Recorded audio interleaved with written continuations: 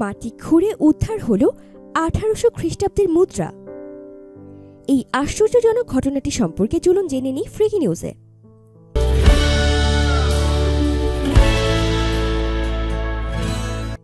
প্রাচীন মন্দিরের পাশের মাঠে মাটি খুঁড়ে মিলল প্রাচীন রূপো এবং সোনার মুদ্রা।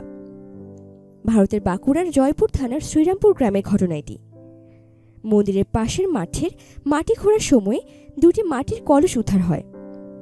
কলস দুটিতে 29টি রূপোর এবং একটি সোনার মুদ্রা পাওয়া যায়। অধিকাংশ মুদ্রাগুলি 1840 থেকে 1807 খ্রিস্টাব্দে তৈরি বলে জানা গিয়েছে। সে সময় মল্ল রাজাদের অধীনে থাকা মহান্ত জমিদারদের প্রাসাদ ছিল ওই অঞ্চলে।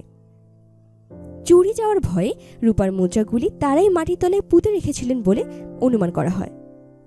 মুদ্রা পাওয়ার খবর শুনে এলাকায় ভিড় করে গ্রামবাসী। এরপর ওই উদ্ধার হওয়া মুদ্রাগুলিকে প্রত্নতাত্ত্বিক বিভাগের কাছে তুলে দেওয়া হয়। ভিডিওটি ভালো লাগলে লাইক করতে এবং কমেন্ট করে আপনাদের মূল্যবান মতামত জানাতে ভুলবেন না কিন্তু।